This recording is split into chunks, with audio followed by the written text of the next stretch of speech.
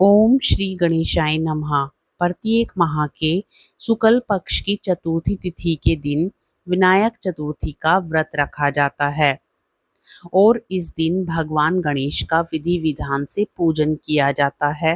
हिंदू धर्म में गणेश जी को प्रथम पूजनीय भगवान का दर्जा दिया गया है और इसलिए किसी भी शुभ या मांगलिक कार्य को करने से पहले भगवान गणेश जी का पूजन करना अनिवार्य माना गया है।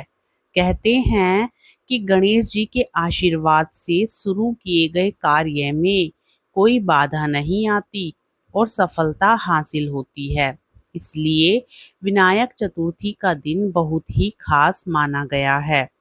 विनायक चतुर्थी के दिन व्रत उपवास रख रहे हैं तो पूजा के बाद कथा अवश्य पढ़नी या सुननी चाहिए, क्योंकि बिना कथा श्रवण के कोई व्रत संपूर्ण नहीं माना जाता। और यदि आप व्रत नहीं भी रख रहे हैं तो भी इस दिन कथा को श्रवण करके आप पुण्य फल प्राप्त कर सकते हैं। तो आइए पूर्ण श्रद्धा भाव के साथ विनायक चतुर्थी व्रत कथा को श्रवण करते हैं। प्रेम से बोलिए श्री गणेश भगवान की जय।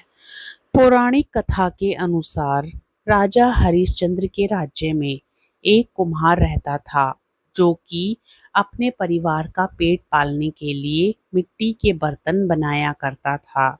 लेकिन कुछ समय से किसी कारणवश उसके बर्तन सही से आग में पक रहे थे और इसकी वजह से बर्तन कच्चे रह जाते थे।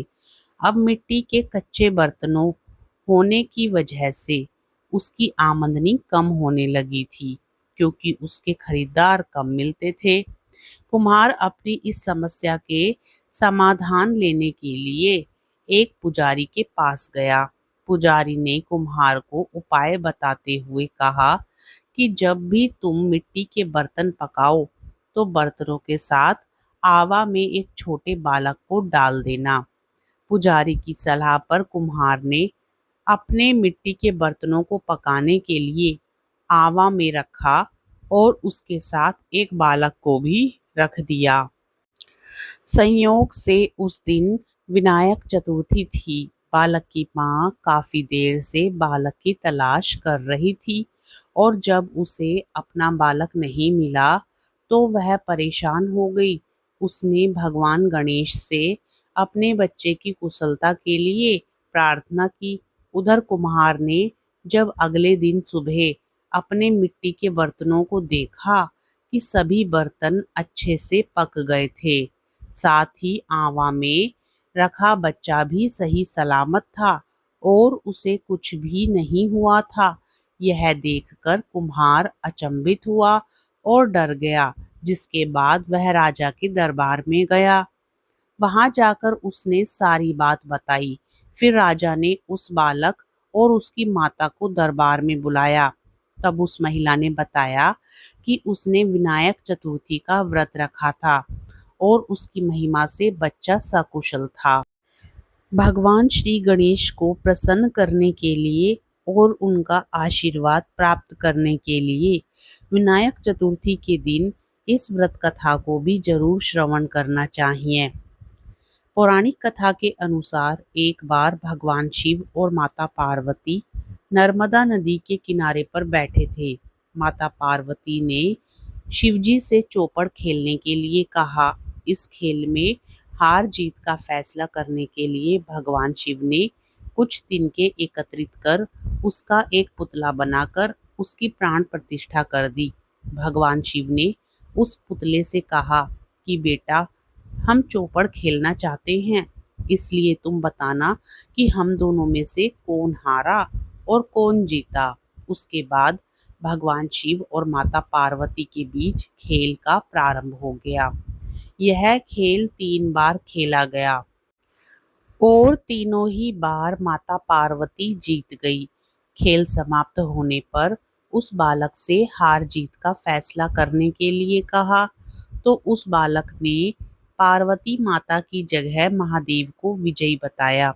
यह सुनकर माता पार्वती क्रोधित हो गई और उन्होंने बालक को लंगड़ा होने और कीचड़ में पड़े रहने का श्राप दे दिया। बालक ने माता पार्वती से माफी मांगते हुए कहा कि माता, मुझसे अज्ञानतावश ऐसा हुआ है। बालक द्वारा क्षमा मांगने पर माता का दिल पिघल गया। उन्होंने कहा, यहाँ गणेश पूजन के लिए नाग कन्याएं आएंगी।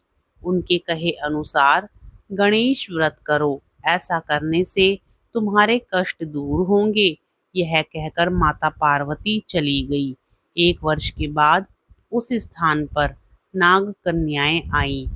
नाग कन्याओं से भगवान गणेश के व्रत की विधि जानने के बाद बालक ने 21 दिन लगातार गणेश जी का व्रत किया, जिसके परिणाम स्वरूप गणेश जी प्रसन्न हुए। उन्होंने बालक को मनोवांछित फल मांगने के लिए कहा।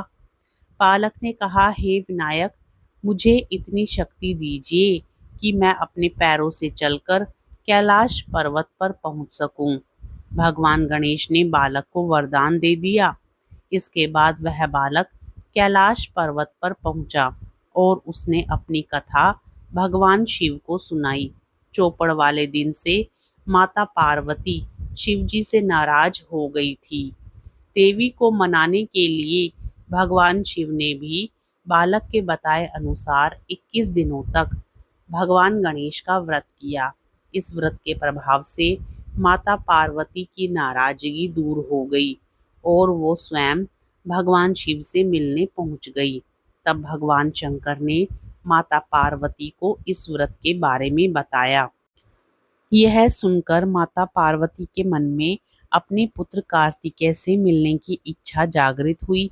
तब माता पार्वती ने भी 21 दिन तक श्री गणेश का व्रत किया। व्रत के 21वें दिन कार्तिकेय स्वयं माता पार्वती जी से मिलने चले आए। तभी से ये व्रत सभी मनोकामनाओं की पूर्ति करने वाला व्रत माना जाता है। प्रेम से बोलिए श्री गणेश भगवान की जय, शिव शंकर भगवान की जय, माँ पार्वती की जय। तो आज के दिन आपको ये कथा कैसी लगी?